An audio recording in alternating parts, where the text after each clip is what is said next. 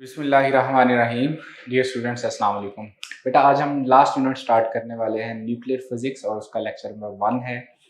इसमें जो है वो इंशाल्लाह जो है आज इंट्रोडक्शन, इसमें हम जो है वो मैस डिफेक्ट और न्यूक्लियर ट्रांसम्यूटेशन तक जो है इंशाल्लाह डिस्कस करेंगे। स्टार्ट करते हैं जी। न्यूक्लियर फिजिक्स जो है, as we know that nuclear physics deals with the study of atomic nuclei. और हमें पता है न्यूक्लियॉन्स में जो है वो क्या क्या है, प्रोटॉन, न्यूट्रॉन और इससे रिलेटेड जो है सब एटॉमिक पार्टिकल्स जो हैं वो हम इस ब्रांच में ना डिस्कस करते हैं। अच्छा, जो सबसे पहले जो है रदरफोर्ड मॉडल आया 1920 में। तो रदरफोर्ड मॉडल से जो है वो इंफॉर्मेशन जो एटम के बारे में मिली वो क्या क्या थी। सो रदरफोर्ड जो है रिवील्स दैट कि एटम जो है इसमें the most part of atom जो है इज एम्प्टी। ठीक है जी। और इसमें जो है वो 99.9% जो है कहते हैं कि मैस जो है एटम का वो कंसंट्रेटेड होता है। कहाँ पर? In the nucleus. ठीक है, इसलिए जो है वो रदरफोर्ड जो है ये मॉडल जो है उससे रदरफोर्ड जो है वो 1920 जो है रदरफोर्ड जो मॉडल आया था उसके अकॉर्डिंग ये चीज़ें हमें पता चली। इसका मतलब है कि इस जो है अगर 99.9% मैस जो है वो कंसंट्रेटेड इन द न्यूक्लियस है, ज़्यादातर वो एम्प्टी है। सो इट मीन्स के जो है वो एटम जो है उसकी जो डेंसिटी होगी वो नॉन यूनिफॉर्म डेंसिटी होगी। सो इट मीन्स दैट कि एटम जो है हैव नॉन यूनिफॉर्म डेंसिटी। ठीक है जी। अब देखें कि 99.9% मैस कंसंट्रेटेड अगर न्यूक्लियस में है तो जो main solid part of the atom है वो क्या है? न्यूक्लियस। और न्यूक्लियस के अराउंड जो है इलेक्ट्रॉन जो है वो रिवॉल्व कर रहे होते हैं। एज ए होल जो है, ऑन अ होल जो है एटम जो है एज इज इलेक्ट्रिकली जो है वो क्या होता है? न्यूट्रल। ठीक है जी। एज ए होल हम कहेंगे कि जो एटम है वो इलेक्ट्रिकली न्यूट्रल होता है। सिंस क्यों? क्योंकि जितना इसमें पॉजिटिव चार्ज होता है उतना ही नेगेटिव चार्ज होता है। सिंस हम कहते हैं कि जो न्यूक्लियस है वो ज़ाहिर है उसमें प्रोटॉन्स होते हैं, वो पॉजिटिवली चार्ज होता है, इलेक्ट्रॉन पे नेगेटिव चार्ज होता है, वो अराउंड द न्यूक्लियस जो है ना हो रहे होते हैं। तो एज ए होल जो है वो इलेक्ट्रॉन और नंबर ऑफ इलेक्ट्रॉन्स और नंबर ऑफ प्रोटॉन्स जो के सेम होते हैं। इस वजह से हम कहते हैं कि जो एटम है वो इलेक्ट्रिकली क्या होता है? न्यूट्रल। सिंस नंबर ऑफ जो है protons is equal to number of electrons हैं। तो इन जनरल कोई भी एटम जो है वो इलेक्ट्रिकली क्या होता है? न्यूट्रल होता है, क्योंकि जितना उसमें पॉजिटिव चार्ज कंसंट्रेटेड होता है उतना ही उसमें नेगेटिव चार्ज है वो कंसंट्रेटेड होता है। ओके जी। तो इसमें जो है वो हमारे पास जो है वो जो रदरफोर्ड एटॉमिक मॉडल है उससे ये सारी चीज़ें पता चल गई। फर्दर ऑन जो है, अच्छा एक और यहाँ जो इन्फॉर्मेशन, छोटे छोटे इन्फॉर्मेशन बेस्ड पॉइंट्स होते हैं वो ज़रूर साथ साथ आप रिवाइज किया करें। That frequently become the part of the paper जो है। For example, who discovered proton? तो प्रोटॉन जो है was discovered by Rutherford in 1920। और जो न्यूट्रॉन है it was discovered by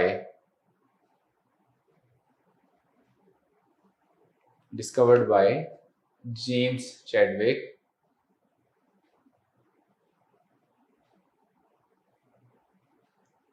in 1932। And ये डिस्कवरी ऑफ इलेक्ट्रॉन जो है,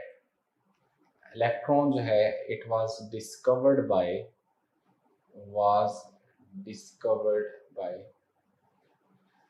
जे थॉमसन जो है, इसने इसको डिस्कवर किया था।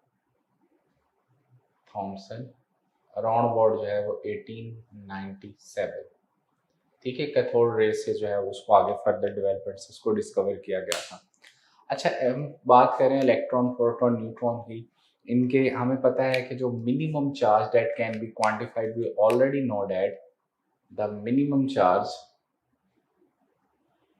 that can be quantified, जिसको हम कैलकुलेट कर सकते हैं, वो कितना होता है जी? That is 1.6 10 raise to power -19 coulomb. So charge on an electron जो है वो हमें पता है वो कितना होता है जी? वो -1.6 into 10 raise to power -19 coulomb, और चार्ज ऑन अ प्रोटॉन जो है वो हम कहते हैं जी 1.6 इंटू प्लस के साथ। तो अच्छा, इसी तरह से आपको इनके मैसेज पता होने चाहिए। इंट्रोडक्शन में जो है वो मैस ऑफ इलेक्ट्रॉन जो है वो हमें पता है 9.11 रेज़ टू पावर -31 किलोग्राम होता है। मैस ऑफ प्रोटॉन जो है वो 1.673 into 10 raise to power -27 kilogram है। मैस ऑफ न्यूट्रॉन जो है वो 1.675 into 10 raise to power -27 kilogram है। लेकिन चूंकि इसका मैथ जो है वो हम सब एटॉमिक वर्ल्ड में एंटर हो रहे हैं, तो मैथ चूंकि बहुत ही कम होता है, एटम का इटसेल्फ बहुत कम है, तो इसके जो न्यूक्लियॉन्स हैं उनका मैथ तो और कम है। तो इनको मेजर करने के लिए एक स्केल बनाया जाता है जिसको हम कहते हैं एटॉमिक मैथ यूनिट, या इसको हम यूनिफाइड मैथ सिस्टम भी बोलते हैं। और इसके अकॉर्डिंग जो है ये किसके इक्वल लिया जाता है? 1 म्यू जो है, या 1 एटॉमिक मैथ यूनिट जो है, ये हम कैसे कैलकुलेट करते हैं? हम कहते हैं 1/12 ऑफ द कार्बन एटम जो है उसको अगर हम करें तो हमारे पास क्या बनता है? वो 1 म्यू बनता है। सो 1 म्यू जो है मैथ वो किसके इक्वल होता है?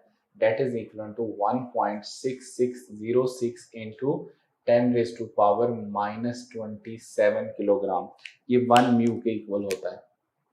ठीक है जी, तो 1 म्यू मैस जो है ये 1.6606 10 raised to -27 किलोग्राम है। अच्छा, अगर यही वाला जो 1 म्यू है, अगर हम इसको मैस ऑफ इलेक्ट्रॉन से डिवाइड करें तो उसमें एटॉमिक मैस यूनिट में जो है हमारे पास मैस ऑफ इलेक्ट्रॉन आ जाएगा। सो मैस ऑफ इलेक्ट्रॉन जो है इज अराउंड अबाउट 0.00055 म्यू। इसी तरह से जो है वो अगर आप इसको 1.673 इंटू 10⁻27 से डिवाइड करें जो है वो 1 म्यू को, तो म्यू में हमारे पास इसका भी आंसर आ जाएगा 1 पॉइंट, ये है जी 0.06, ये है जी 7276 होता है इसका। ठीक है, और साथ क्या आएगा? Unit mu. जो आपके पास न्यूट्रॉन है ये 1.00 जो है 8665 म्यू के इक्वल होता है।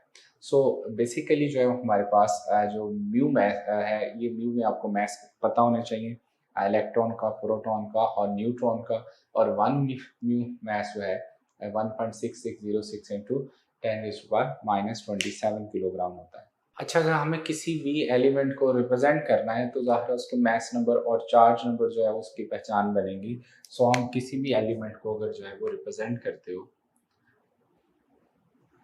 तो आप जो है वो लेट से कि if there is element X, तो हम उसको जो है वो आमतौर पर उसके मैस नंबर और चार्ज नंबर से रिप्रेजेंट करते हैं। अब मैस नंबर जो है ये क्या होगा जी? Number of protons plus neutron, और चार्ज नंबर जो है ये किसको रिप्रेजेंट करेगा? नंबर ऑफ इलेक्ट्रॉन्स और प्रोटॉन्स है। तो इसमें देखें मैस नंबर जो है ये क्या होता है? ये number of protons plus number of जो है वो न्यूट्रॉन्स को ऐड कर दें तो हमारे पास मैस नंबर बनता है। और जो चार्ज नंबर है ये नंबर ऑफ प्रोटॉन और नंबर ऑफ इलेक्ट्रॉन्स जो है इनको हम कह देते हैं कि चार्ज नंबर है किसी भी एलिमेंट की। ठीक है जी, सो इस तरह से हम किसी एलिमेंट को रिप्रेजेंट करते हो।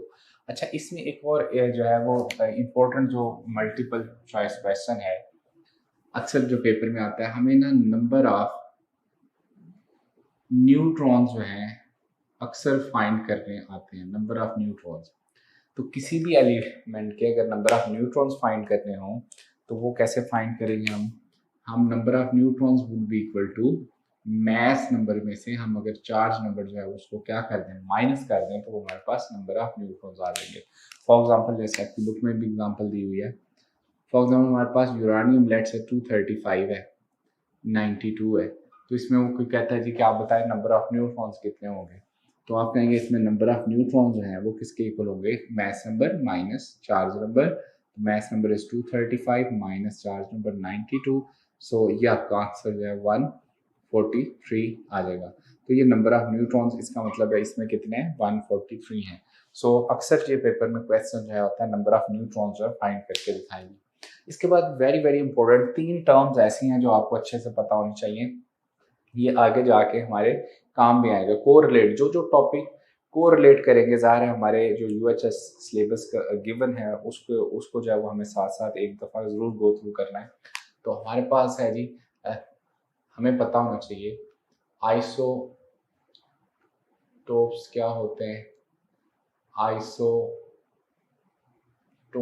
इनको बोलते हैं, बल्कि इसको आइसोबार्स पहले लिख लेते हैं। आइसोबार्स क्या होते हैं और आइसोटोन्स क्या होते हैं, ठीक है। अच्छा, आइसोटोप्स अगर आप देखें तो हम कहते हैं जी ऐसे एलिमेंट जो है जिसमें हम कहते हैं जी जिनका आसान करने के लिए जो है मैं कहते तो मैस नंबर जो है उनका वो डिफरेंट होता है। अगर मैस नंबर जो है वो डिफरेंट हो और एटॉमिक नंबर जो है वो उनका क्या हो, सेम हो, तो हम कह देते हैं कि वो एक दूसरे के आइसोटोप्स हैं। आइसोबार्स में इसका रिवर्स होता है। आइसोबार्स में हम कहते हैं कि मैस नंबर जो है वो सेम हो और एटॉमिक नंबर जो है उनका, चार्ज नंबर जो है वो डिफरेंट हो, तो फिर जो है वो एक दूसरे के क्या कहलाएंगे, आइसोबार्स कहलाएंगे। आइसोटोन्स में हम कहते हैं the elements having same number of neutrons जो हैं उनको हम कह देते हैं कि वो एक दूसरे के क्या हैं, आइसोटोन्स हैं। फॉर एग्जांपल अगर हम आइसोटोप्स की बात करें, उसमें अगर देखो तो हमारे पास जो है वो हम कहते हैं कि प्रोटियम, ड्यूट्रियम, ठीक है जी, ट्रीटियम, ये देखिए इनमें क्या है, मैस नंबर डिफरेंट है, चार्ज नंबर सबका सेम है, तो ये जो है वो क्या है, एक दूसरे के क्या है, आइसोटोप्स इनको कहते हैं। अब जो आमतौर पर जो केमिकल प्रॉपर्टीज होती हैं वो वेरी करती हैं चार्ज नंबर के साथ, और जो फिजिकल प्रॉपर्टीज हैं that vary with mass number. So यही वजह है कि हम आइसोटोप्स को जो है वो किसी भी केमिकल मेथड से जो है वो सेपरेट नहीं कर सकते, उसके लिए हमें कोई we have to devise some physical phenomena. और आइसोटोप्स के लिए फिर फिजिकल फिनोमेना क्या जो है वो डिस्कवर हुआ, जो है मास स्पेक्ट्रोग्राफ, जैसे आपकी बुक में गिवन है। So mass spectrograph is a physical phenomena, क्यों, क्योंकि आइसोटोप्स की जो है वो फिजिकल प्रॉपर्टीज डिफरेंट होती हैं और केमिकल प्रॉपर्टीज जो है वो सेम होती हैं क्योंकि चार्ज नंबर सेम है। इसी तरह से आइसोबार जो है उनमें चूंकि मास नंबर सेम है तो उनकी फिजिकल प्रॉपर्टीज सेम होंगी, लेकिन जो है वो चार्ज नंबर डिफरेंट होने की वजह से केमिकल प्रॉपर्टीज जो उनकी डिफरेंट होंगी। फॉर एग्जांपल इसमें जो हम कह देते हैं नाइट्रोजन जो है लेट से 14 और कार्बन 13 जो है, इसमें अगर लेट से देखें तो हमारे पास जो है कार्बन 14, ठीक, कार्बन 14 का जो आइसोटोप्स है। अच्छा, इसमें देखो जो हमारे पास जो है वो इनका मास नंबर सेम है, चार्ज नंबर डिफरेंट है, तो ये एक दूसरे के क्या कहलाएंगे, आइसोबार्स कहलाएंगे। और आइसोबार्स जो है उनके फिजिकल प्रॉपर्टीज आमतौर पर सेम होती हैं और केमिकल प्रॉपर्टीज डिफरेंट होंगी। आइसोटोन्स जो है, जैसे जी इसी में एग्जांपल ले सकते हैं, अगर हमारे पास लेट से नाइट्रोजन 14 है और कार्बन 13 है, हमारे पास 13 का आइसोटोप है, तो देखें कि यहाँ पर जो है इनमें नंबर ऑफ न्यूट्रॉन सेम है, 14 माइनस 7 7, 13 माइनस 6 7, इसका मतलब है दोनों में जो है वो क्या है, नंबर ऑफ न्यूट्रॉन सेम है, तो ये क्या कहलाएंगे, आइसोटोन्स कहलाएंगे एक दूसरे के। सो ये जो है वो सिंपल कॉन्सेप्ट आपको इनका पता होना चाहिए, आइसोबार्स, आइसोटोप्स क्या होते हैं, आइसोटोन्स क्या होते हैं, आगे जाके जो है वो डिफरेंट टॉपिक के साथ इन्होंने कोरिलेट करना है। अब हम मेन टॉपिक की तरफ आते हैं, और मेन टॉपिक जो है हमारा वो कौन सा है जी, अभी हम जो डिस्कस करने जा रहे हैं वो है mass defect and binding energy जो है। ओके, हम बात करने जा रहे हैं mass defect and binding energy, जो मेन टॉपिक है हमारा। mass defect and binding energy.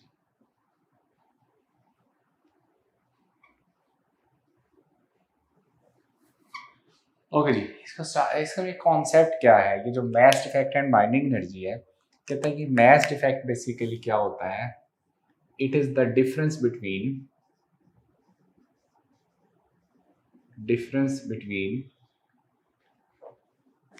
mass individual mass of nucleons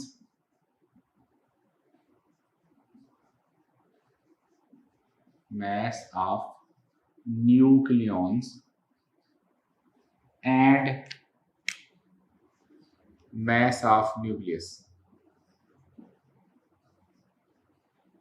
ठीक है, इसको हम कहते हैं जी मैस डिफेक्ट।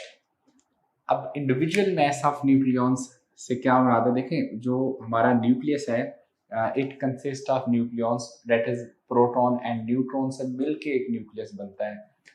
उनका अगर इंडिविजुअल मैस मेजर करें और as a whole mass of the nucleus measure करें, उन दोनों के मैस में अगर डिफरेंस होगा, उस डिफरेंस को हम क्या बोलेंगे, मैस डिफेक्ट बोलेंगे। फॉर एग्जांपल, हम एग्जांपल के तौर पर जो है,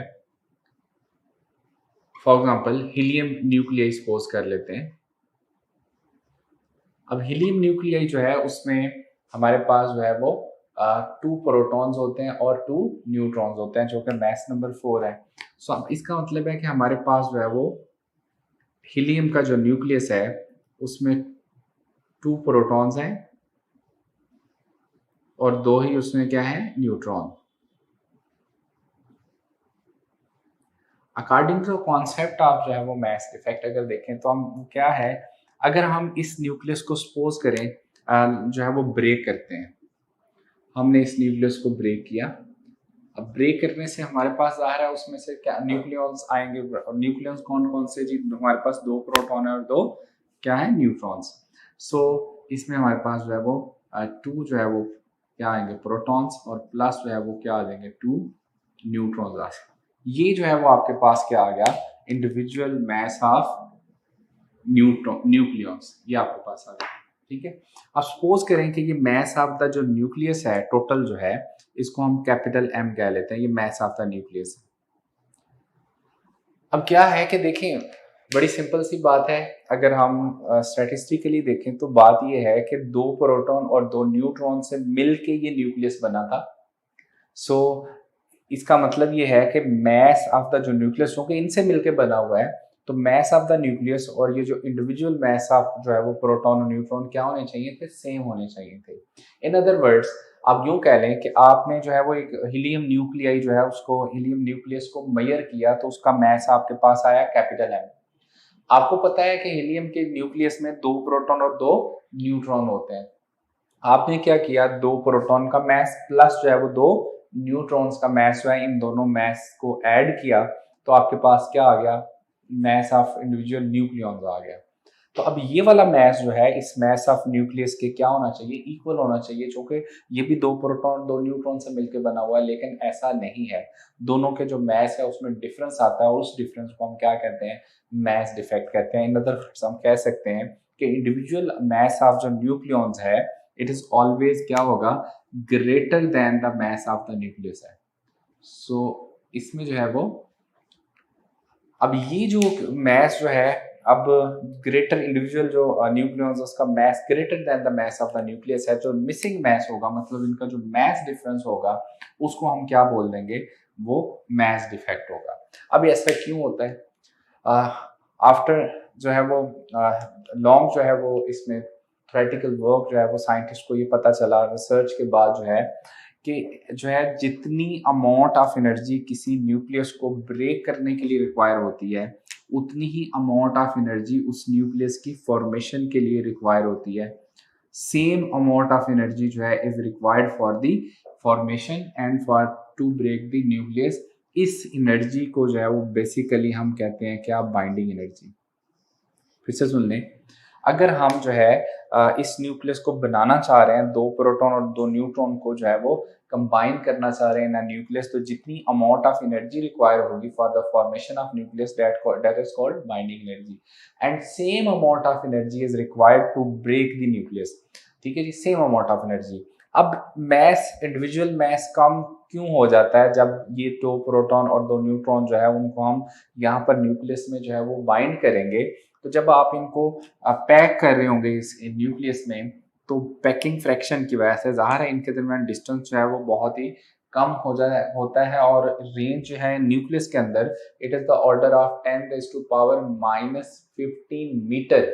सो इट मीन्स कि जब आप इनको इतना क्लोज लेके आते हो तो कुछ मैस जो है प्रोटॉन्स का और न्यूट्रॉन्स का जो है वो ब्रेक होके कन्वर्ट होके एनर्जी में इस न्यूक्लियस के अराउंड जो है वो इसकी बाउंड्री वॉल बन जाती है, एंड इसको हम कहते हैं कि ये इसकी क्या है, binding energy.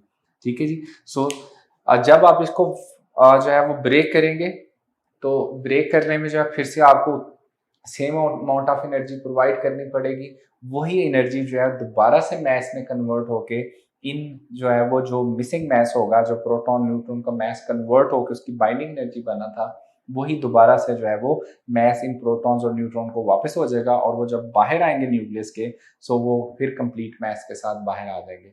It means that कि इसलिए जो है वो फर्क आता है मैस का, क्योंकि जब आप इनको क्लोजली पैक करते हो, पैकिंग फ्रैक्शन में लेके आते हैं, तब जो है वो कुछ प्रोटॉन और न्यूट्रॉन अपना मैस जो है वो लूज करते हैं और वो एनर्जी में कन्वर्ट हो जाता है।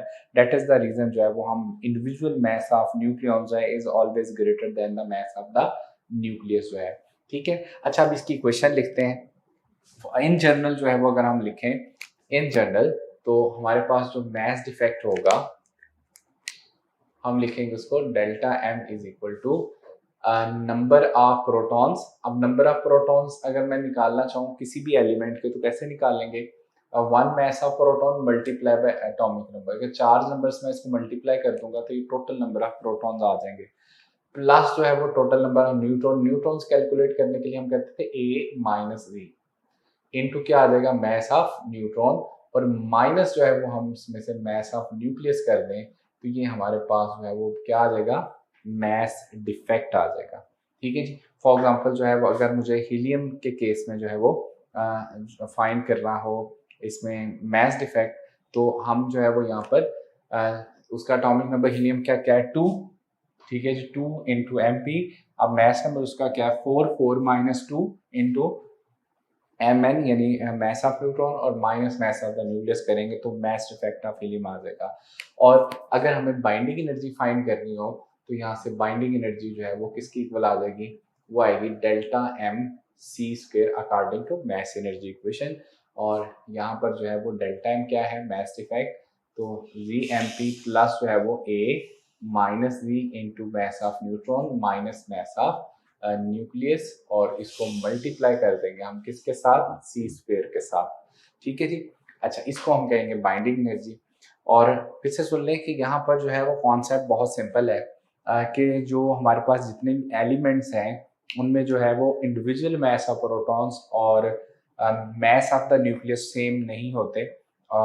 जब आप जो है वो इन न्यूक्लियॉन्स को जो है वो पैक करते हो न्यूक्लियस में, तो कुछ मैस जो है वो मिस हो जाता है। उस मिसिंग मैस को जो है वो हम क्या कहते हैं, जो है वो मैस डिफेक्ट। वो मिसिंग मैस कहाँ जाता है, बेसिकली वो एनर्जी में कन्वर्ट होके अराउंड द न्यूक्लियस एक बाउंड्री बन जाती है, जिसको हम जो है वो, यही वजह है कि जिसकी वजह से जो है वो स्टेबिलिटी ऑफ द न्यूक्लियस है।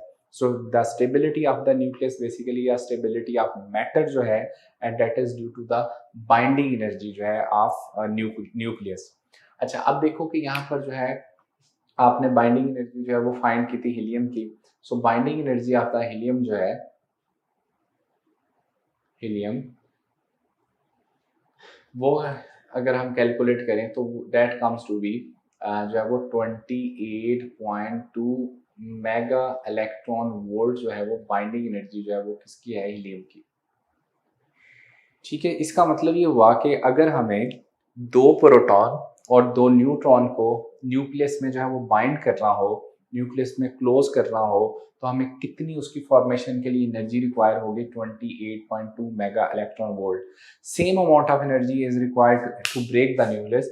तो अगर हमें हीलियम न्यूक्लियस को ब्रेक करना है, न्यूक्लियस को, तो हमें इतनी अमाउंट ऑफ एनर्जी अगेन चाहिए होगी, यानी 28.2 mega electron volt is required for the to break the nucleus.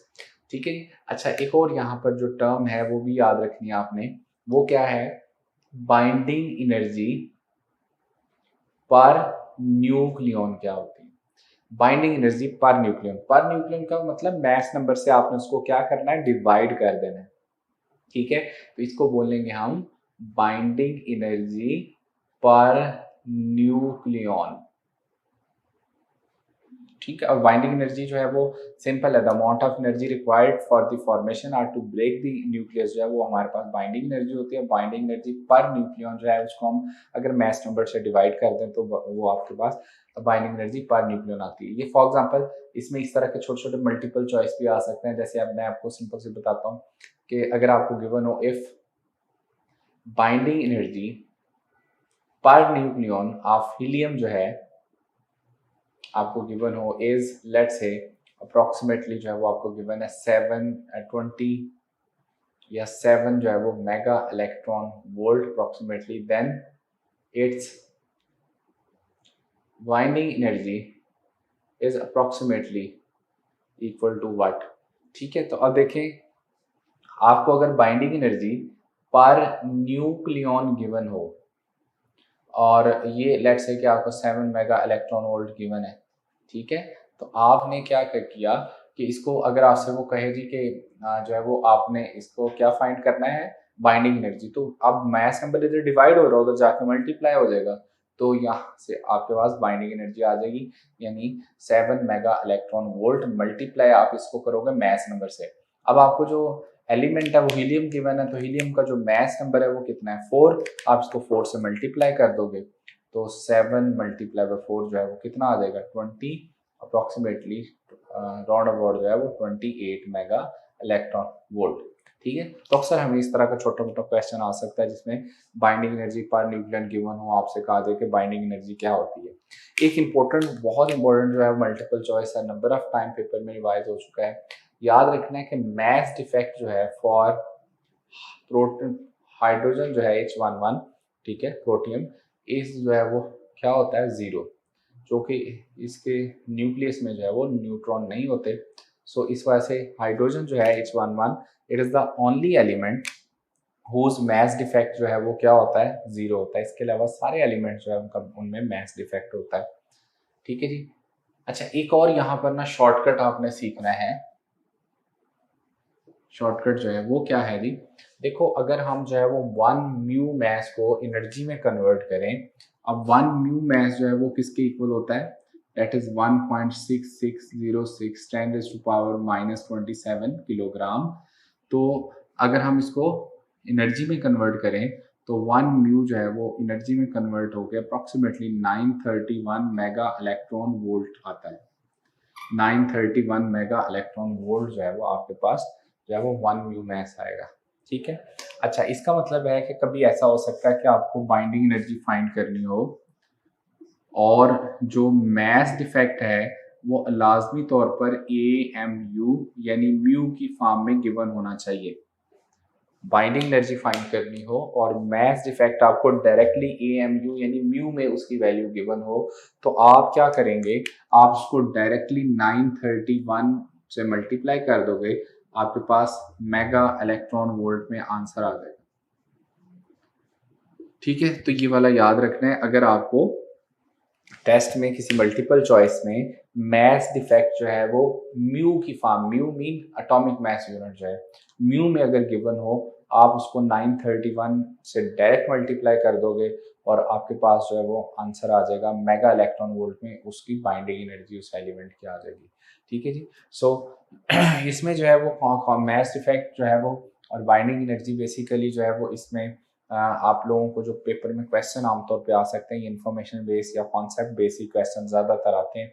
ठीक है जी, उसी तरह से आपने उसको सॉल्व करना होगा। इसमें ज़ाहिर है हमें जो अगर यहाँ प्रॉपर वैल्यूज गिवन हो, mess of the nucleus given हो, तो वो आप पुट करके उसको कैलकुलेट भी कर सकते हैं, लेकिन कैलकुलेशन में कैलकुलेटर का यूज़ आ जाएगा जो कि ज़ाहिर अलाउ नहीं है, तो इतना को कॉन्सेप्चुअल न्यूमेरिकल जो है वो इस टॉपिक को तो नहीं दे सकता एग्जामिनर, लेकिन जो है वो इन्फॉर्मेशन या इन जनरल जो कॉन्सेप्ट है उससे रिलेटेड जरूर क्वेश्चन आपसे पूछ सकता है। नेक्स्ट जो है अब हम बात करेंगे स्टेबिलिटी ऑफ द जो है वो एलिमेंट जो है, और इसमें जो है वो स्टेबिलिटी मेजर करते हैं बाइंडिंग एनर्जी पर न्यूक्लियन से। उससे पहले एक टर्म आपने याद रखनी है, डेल्टा M/A जो है, इसको हम कहते हैं mass defect per nucleon,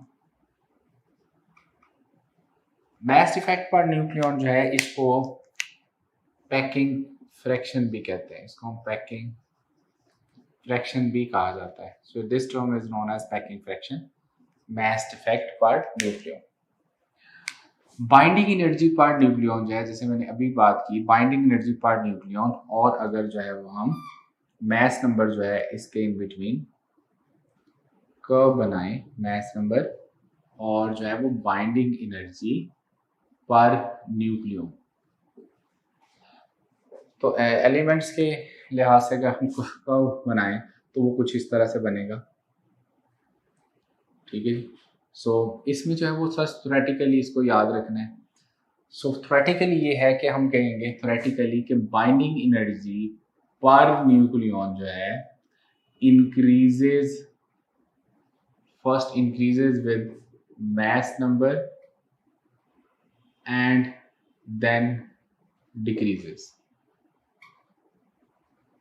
First increases then decreases with mass number.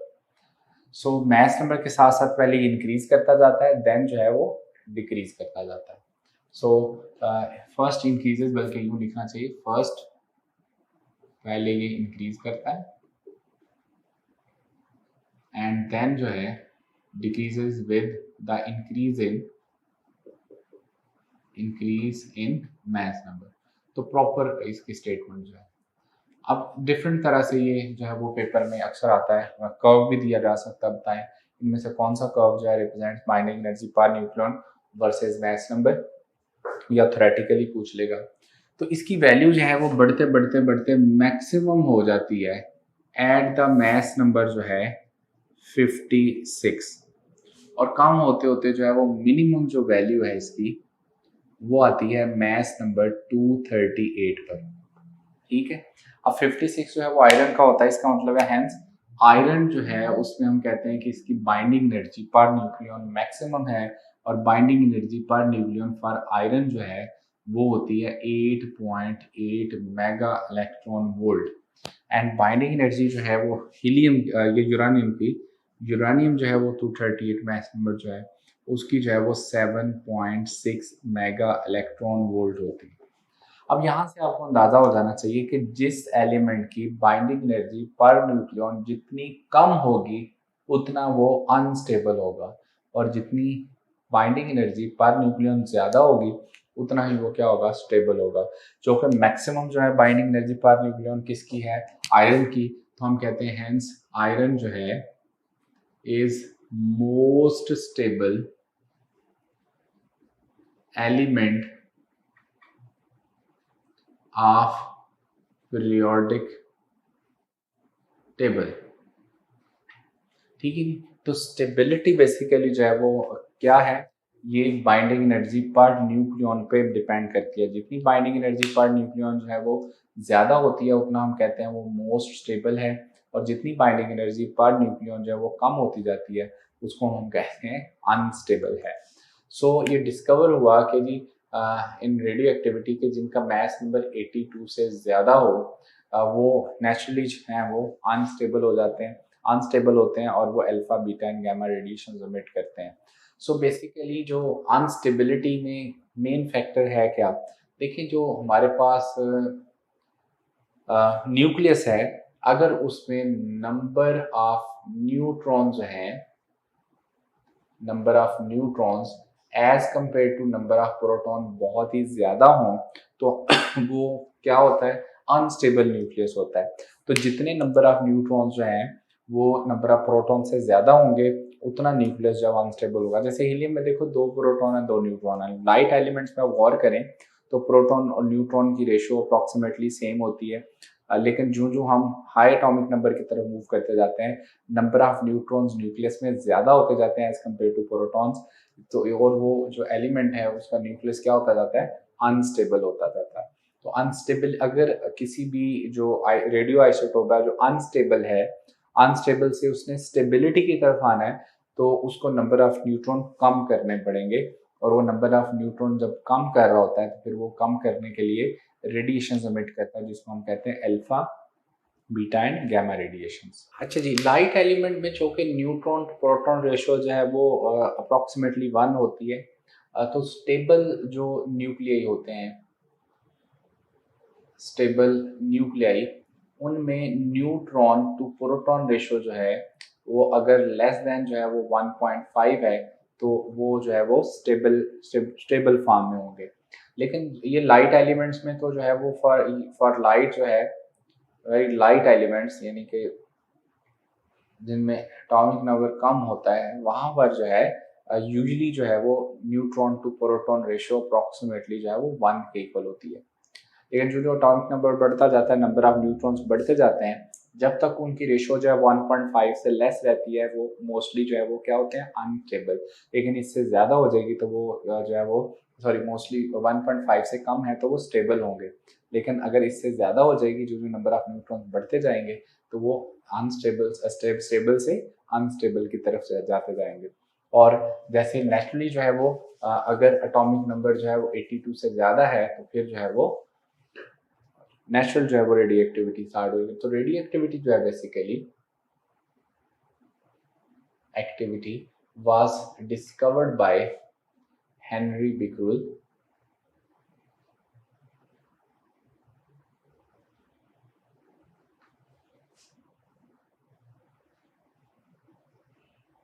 और इसमें जी डिस्कवरी में उन्होंने जब रेडियो एक्टिव मटीरियल जो है, हेनरी बिक्रूल ने कहा जी कि ऐसे एलिमेंट्स जिनका एटॉमिक नंबर जो है वो ग्रेटर देन 82 है, दे एमिट जो है वो रेडिएशंस।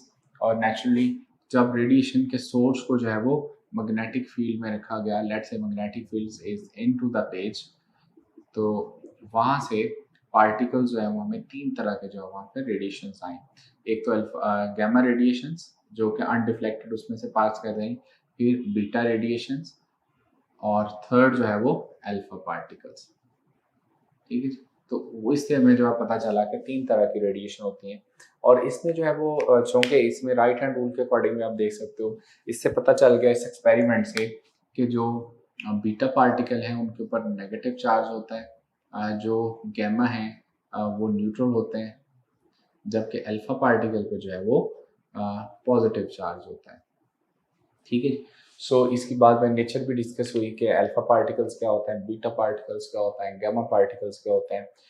जो यूनिट ऑफ ऐसा यूनिट ऑफ जो है रेडियो एक्टिविटी है, ऐसे unit of radio activity that is also based on the name of जो है हेनरी बिक्रूल। और वो कितना होता है, 1 बिक्रूल जो है वो हम कहते हैं जी किस बिक्रूल है जी, और 1 बिक्रूल जो है वो किसके इक्वल होता है, that is 1 disintegration per second के इक्वल होता है। इसका जो बिगर यूनिट है वो होता है क्यूरी, और 1 क्यूरी जो है वो किसके इक्वल होता है जी, 3.7 10 डिसइंटीग्रेशन पर सेकंड के इक्वल होता है। ठीक है जी, 1 डिसइंटीग्रेशन पर सेकंड का मतलब है कि एक सेकंड में अगर एक जो रेडिएशन अमिट हो रही है, तो इसका मतलब है एक एक्टिविटी हो रही है, तो वो बिक्रूल के इक्वल होगी। तो ये स्मॉलर यूनिट है, बिगर यूनिट है जो है इसका वो क्या होता है, क्यूरी होता है। ठीक है जी। अच्छा, एक और जो है इसमें जो नाम अक्सर आता है मैरी क्यूरी और पेरी क्यूरी का नाम भी यहाँ पर अक्सर जो है वो डिस्कवरी ऑफ रेडियो एक्टिविटी में लिया जाता है। So Marie Curie and Pierre Curie जो है also discovered जो है 2 न्यू रेडियो एक्टिव एलिमेंट्स। उन्होंने जो 2 नए रेडियो एक्टिव एलिमेंट्स जो है वो डिस्कवर किए थे, वाज प्लोनियम जिसका एटॉमिक नंबर जो है वो 84 है, और रेडियम जो है जिसका एटॉमिक नंबर 88। तो इन्होंने 2 नए जो है वो discovered new radio active element active elements, तो इनका नाम भी जो है वो हिस्ट्री में इसलिए आता है क्योंकि जो शुरू में ज़ाहिर है उतनी प्रिकॉशंस का पता नहीं था न्यूक्लियर रेडियो एक्टिव जो रेज हैं उनके इंटरेक्शन में जो प्रिकॉशंस होनी चाहिए थे वो नहीं थी, जिसकी वजह से जो है वो पोलोनियम और रेडियम ये जो डिस्कवर की मैरी क्यूरी और पीरी क्यूरी, तो इसमें जो है वो साइंटिस्ट को अपनी जान भी गंवानी पड़ी। सो डेट इज़ द रीज़न कि वो एहतरामन उनका नाम इस हिस्ट्री में जो है वो मैरी क्यूरी और पीरी क्यूरी का नाम लाजमी इसमें आता है हिस्ट्री में जो है। सो हेनी ब्रिकलुल ये जो डिस्कवरी ऑफ रेडियो एक्टिविटी है, इसको एक नज़र इस टॉपिक को आपने गो थ्रू करना है। अब हम मेन टॉपिक की तरफ आते हैं, that is nuclear transmutation. Nuclear transmutation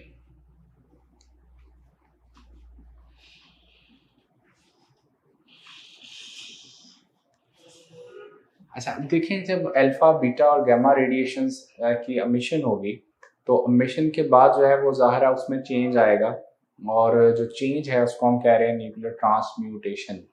अब देखें कि लेट्स से कि जो चेंज होने के बाद जो यूनिवर्स के पहले जो एलिमेंट होता है उसको हम कहते हैं parent element, and after the radiation जो मिशन है अल्फा बीटा और गामा, जो न्यू एलिमेंट बनता है उसको क्या कहते हैं, डॉटर एलिमेंट। तो न्यूक्लियर ट्रांसम्यूटेशन में हमें तीन चीज़ें जो है अंडरस्टैंड करनी है, तीन decay in other words understand करना है। तो सबसे पहले हम कहेंगे अल्फा डिके। अब अल्फा जो है बाय नेचर इनकी अगर हम देखें तो बाय नेचर जो है अल्फा पार्टिकल जो हैं और क्या है जी, हीलियम न्यूक्लियाई हैं हैविंग +2 चार्ज। ठीक है जी। तो अब इसका मतलब है कि हीलियम न्यूक्लियाई हैं तो इनका जो मास नंबर है वो 4 होगा, और एटॉमिक नंबर यहाँ पर जो है वो इसका मतलब 2 है हीलियम का। ठीक है जी। इसका मतलब है जब भी कोई एलिमेंट जो है, कोई पेरेंट एलिमेंट जो है, लेट्स से जिसका मास नंबर A है और एटॉमिक नंबर Z है, वो एक अल्फा पार्टिकल एमिट करेगा, तो जो आपके पास जो डॉटर एलिमेंट बनेगा ये पेरेंट एलिमेंट, और जो ट्रांसम्यूट होने के बाद जो है वो इसको कहते हैं डॉटर एलिमेंट, उसका मास नंबर जो है वो आपका 4 कम हो जाएगा और एटॉमिक नंबर जो है उसका 2 कम हो जाएगा। ठीक है जी। तो आफ्टर और प्लस जो है वो वहां से हमें अल्फा पार्टिकल हीलियम का न्यूक्लियाई वहां से मिल जाएगा। ठीक है जी।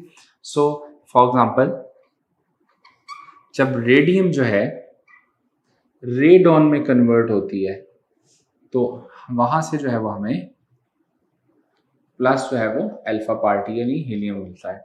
अब रेडॉन जो है उसमें देखें तो हमारे पास जो है वो अब इसमें मास नंबर जो कहते हैं जी कितना कम होगा, 4, तो ये होता है 226 88 है, तो ये कितना रह जाएगा 222 86। ठीक है जी। तो रेडॉन जब जो है वो रेडियम जो है रेडॉन में कन्वर्ट होता है तो हमें वहां से अल्फा पार्टिकल मिलता है। सिमिलरली जो है नेक्स्ट जो है वो बीटा पार्टिकल।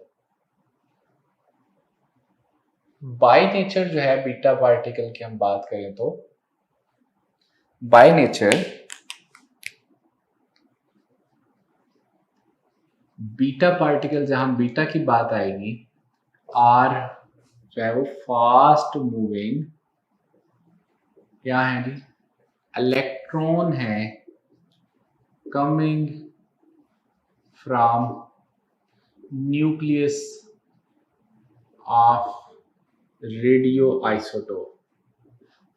अच्छा यहां पर ना एक इम्पोर्टेंट बात याद रखनी है कि जो रेडियो एक्टिविटी है it's purely a nuclear phenomena. तो अल्फा बीटा और गामा की जो एमिशन है वो न्यूक्लियस से हो रही होती है। यहाँ मैं लिख भी देता हूँ कि जो रेडियो एक्टिविटी है, activity is purely a nuclear phenomena, यानी कि जो अल्फा बीटा रेडिएशन एमिट हो रही होती है वो कहाँ से होती है, न्यूक्लियस से हो रही होती है। अब हम कह रहे हैं कि ये फास्ट मूविंग इलेक्ट्रॉन है, कहाँ से आ रहे हैं, from the nucleus of an atom. अब न्यूक्लियस में तो इलेक्ट्रॉन ही नहीं होते, वहां क्या होता है, प्रोटॉन और न्यूट्रॉन होते हैं। लेकिन एक्चुअली जो है वो क्या होता है, चूंकि रेडियो आइसोटोप अनस्टेबल होता है, जैसे मैंने थोड़ी देर पहले बोला, उसमें नंबर ऑफ न्यूट्रॉन्स हैं वो ज्यादा होते हैं और नंबर ऑफ प्रोटॉन्स क्या होते हैं, कम होते हैं। तो वो स्टेबिलिटी के लिए क्या करता है कि नंबर ऑफ न्यूट्रॉन्स को कम करने की कोशिश करेगा। सो अब उसमें क्या होता है कि जब एक न्यूट्रॉन जो है वो डिके करके क्या बन जाए, प्रोटॉन बन जाए। अगर एक न्यूट्रॉन डिके करके प्रोटॉन बन जाता है तो वहां से हमें एक बीटा पार्टिकल वहां से मिल जाएगा। ठीक है जी, तो वहां से जो है वो बीटा पार्टिकल जो है वो वहां से इमिट हो जाएगा। अब न्यूट्रॉन और जब अब देखो ना, न्यूट्रॉन का जो मास है और प्रोटॉन के मास में डिफरेंस है। अब न्यूट्रॉन का जो मास है वो 1.675 into 10⁻⁻27 kilogram. Mass of proton जो है वो 1.673 इंटू 10⁻⁻27 किलोग्राम। तो देखें ये 75 है, ये 73 है। ये माइनर सा डिफरेंस भी जो है वो न्यूक्लियर फिजिक्स में जो है can create a huge difference. तो अब देखें कि ये जो जब एक न्यूट्रॉन जो है डिके करके, यानी न्यूट्रॉन टूट के जो है वो प्रोटॉन में कन्वर्ट हो जाएगा और बाकी जो मास उसका बचेगा वो in the form of beta plus kinetic energy से वो बाहर आ जाएगा। ठीक है जी। सो अब देखो कि यहाँ पर जो है वो अब जरा गौर करना है, क्या मैस नंबर जो है इस बीटा फॉर्मेशन में चेंज होगा? नहीं होगा। क्यों? क्योंकि मैस नंबर होता है number of proton plus neutron. तो यहाँ जो है वो टोटल नंबर तो उतना ही रहा ना। अगर एक न्यूट्रॉन कम हुआ तो एक प्रोटॉन ज्यादा हो गया, इसका मतलब है टोटल जो है वो उतना ही रहेगा। तो अगर किसी एलिमेंट से एक बीटा पार्टिकल जो है वो इमिट होता है, यानी नेगेटिव बीटा पार्टिकल इमिट होता है, तो जो पेरेंट एलिमेंट है उसका मास नंबर क्या रहेगा? सेम, लेकिन एटॉमिक नंबर एक बढ़ जाएगा, एक इंक्रीज हो जाएगा। क्यों? क्योंकि यहाँ पर प्रोटॉन एक बढ़ गया है, तो न्यूट्रॉन प्रोटॉन में कन्वर्ट हुआ है, तो यहाँ Z+1 हो जाएगा और प्लस जो है वो वहां से हमें मिलेगा एक बीटा पार्टिकल। अच्छा, to conserve law of conservation of charge, याद रखने किसी भी न्यूक्लियर फिनोमेना में law of conservation of mass, charge, momentum, ये सारे कंजर्व रहते हैं। तो जब भी कोई, अब देखिए ना, नया चार्ज पार्टिकल एक बाहर आया है तो इसको कंजर्व रखने के लिए साथ ही ना इसके एंटी न्यूट्रिनो भी यहाँ पर जो है वो मिलेगा, एंटी न्यूट्रिनो। ये जो एंटी न्यूट्रिनो है ये बेसिकली क्या है? It is the anti particle of beta particle है। और याद रखना है कि कायनात में हर पार्टिकल का क्या होता है? Anti particle. तो जब कोई नया चार्ज पार्टिकल डेवलप होता है, बनता है, क्रिएट होता है, तो उसके साथ ही जो है वो उसका एंटी पार्टिकल भी बनता है। तो ये जो एंटी न्यूट्रिनो या न्यूट्रिनो एंटी न्यूट्रिनो होते हैं, इनका मास नंबर, चार्ज नंबर 0 होता है, लेकिन इनमें एबिलिटी होती है कि ये इट कैन जो है वो destroy it's particle, it's anti particle. तो बीटा और पार्टिकल और एंटी न्यूट्रिनो जब भी इकट्ठे होंगे वो एक दूसरे को डिस्ट्रॉय करके एनिहाइलेशन से एनर्जी में कन्वर्ट हो जाएंगे। तो इसमें लाजमी तौर पर, हमारी बुक में नहीं है लेकिन ये लाजमी तौर पर यहाँ मेंशन होगा। ठीक है। फॉर एग्जांपल ये थोरियम जो है जब प्रोटेक्टिनम में चेंज होती है तो प्लस वहां से हमें नेगेटिव बीटा पार्टिकल यानी बीटा पार्टिकल मिलेगा और प्लस वहां से जो है वो हमें एंटी न्यूट्रिनो जो है वो साथ जो है वो भी मिलेगा। ठीक है। अच्छा, अब देखिए जो प्रोटेक्टिन थोरियम जो है, अब उसमें मास नंबर जो है वो प्रोटेक्टिनम और थोरियम का चेंज नहीं होगा, लेकिन जो है वो इसमें इसका जो है वो चार्ज नंबर 90 था, तो इसमें जो है वो क्या हो जाएगा? 91 हो जाएगा। क्योंकि मास नंबर जो प्रोटॉन एक बड़ा है तो यहाँ उसका चार्ज नंबर भी बढ़ना चाहिए। एक और बड़ी इंपॉर्टेंट बात, ये जो पार्टिकल है ये कौन सा हमने कहा? Beta particle. तो जहां भी बीटा पार्टिकल आएगा, अंडरस्टूड है, तो वो नेगेटिव बीटा पार्टिकल की बात कर रहा है, लेकिन मिशन में जो है वो पॉजिटिव बीटा पार्टिकल भी आ सकता है। इसको बोलते हैं positron. Positron is not basically जो है वो प्रोटॉन, ये प्रोटॉन नहीं है, ये बेसिकली क्या है? पॉजिट्रॉन है। पॉजिट्रॉन मीन इसका मास एग्जैक्टली इक्वल टू इलेक्ट्रॉन होगा लेकिन चार्ज ऑपोजिट होगा।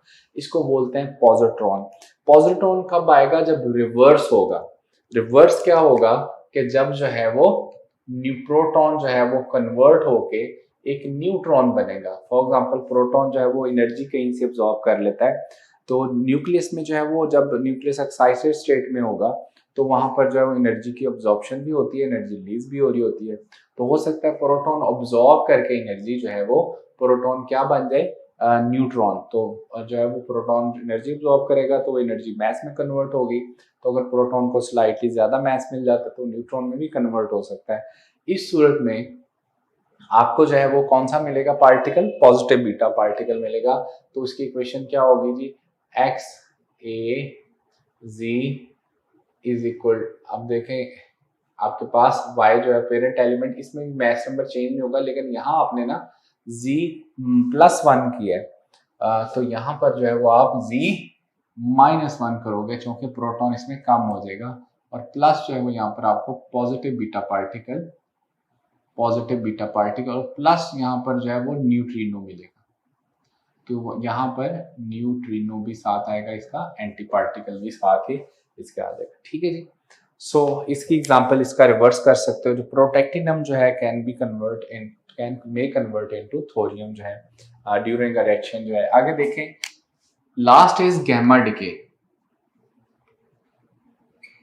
गैमा डिके जब भी होगा, हम कहते हैं गैमा जो बेसिकली क्या है, it's a high energy by nature, जो हाई एनर्जी इलेक्ट्रोमैग्नेटिक रेडिएशन है, और ये जो है वो as a result of decay produce होती हैं। अब इनके ऊपर ज़ाहिर है इनका कोई जो है वो इन पे कोई चार्ज नहीं होता, न्यूट्रल होती हैं। गैमा जो है वो ज़ाहिर है हाई एनर्जी फोटॉन ही है, रेडिएशन है। तो जब भी न्यूक्लियस जो है वो एक्साइटेड स्टेट से डी एक्साइट होता है, एक्साइटेड यहाँ स्टेरिक का मतलब है ये कौन सी स्टेट में, एक्साइटेड स्टेट में। तो जब भी न्यूक्लियस जो है वो एक्साइटेड स्टेट से नॉर्मल स्टेट में आएगा, तो वहां पे प्लस जो है वो हमें एक हाई एनर्जी रेडिएशन यानी गैमा रेडिएशन मिल जाएगी। सो ये बेसिक आपने बेसिक्स अच्छे से रिवाइज करनी है। अब इनसे रिलेटेड जो है वो क्वेश्चंस, नंबर ऑफ जो क्वेश्चंस पूछे जा सकते हैं न्यूक्लियर फिजिक्स में। अगर कोई पूछे कि मोस्ट इंपॉर्टेंट टॉपिक कौन से हैं जहाँ फ्रीक्वेंटली क्वेश्चन आते हैं, तो one of them is nuclear transmutation, और इससे क्वेश्चन जो है वो आमतौर पर पूछे जाते हैं। एक दो हम क्वेश्चन जो है वो इनसे एज एग्जाम्पल जरा सॉल्व करके देख लेते हैं। फॉर एग्जाम्पल जी, इसमें क्वेश्चन लेट्स से जी आपसे पूछा जाता है, ये बताएं for which of the following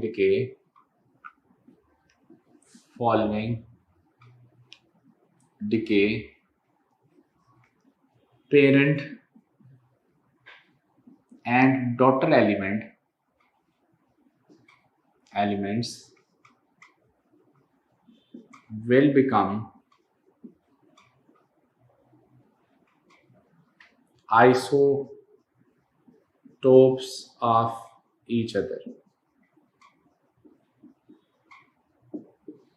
ठीक है जी। अब जैसे मैंने कहा था आइसोटोन्स, इनको रिवाइज करना है ताकि पेपर में अगर कोई क्वेश्चन आ जाए तो कोरिलेट देखे ना कर गया, तो इसलिए आइसोटोप्स, आइसोटोन्स, आइसोबार्स आपको रिवाइज करवाए। अब देखो कि इसमें जो है वो आइसोटोन्स भी हो सकता है, इसमें आइसोबार्स भी का क्वेश्चन भी आ सकता है।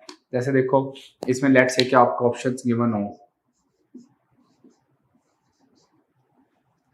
लेट्स से जी आपसे कहा जाए 2 अल्फा 1 बीटा, लेट्स से आपसे कहा जाए 1 अल्फा 2 बीटा, 2 अल्फा 2 बीटा, या आपसे कहा जाए जी 3 अल्फा 2 बीटा, इस तरह का क्वेश्चन। ठीक है। अच्छा, अब इसमें जो है वो देखें आंसर जो है आपका वो है बीटा। देखिए कैसे। अब अगर किसी एलिमेंट जो है वो हमें पता है कि एक पेरेंट एलिमेंट है, इसमें से हम 1 अल्फा माइनस करें और 2 बीटा, ठीक है, तो 1 अल्फा का मतलब है अगर एक अल्फा पार्टिकल निकलेगा तो ये मैथ नंबर क्या हो जाएगा, -4। ठीक हो गया। मैथ नंबर जो है उसका 1 अल्फा और 2 बीटा माइनस करने से इसमें 2 बीटा जो है वो इसमें जब रेडिएशन इमिट करेगा तो मैथ नंबर 4 हो जाएगा। अब जी जो है वो -2 होगा अल्फा से। अब बीटा पार्टिकल जब इमिट होता है तो मैथ नंबर तो चेंज नहीं होता, लेकिन 2 बीटा है तो यहाँ क्या होगा, +2 होगा।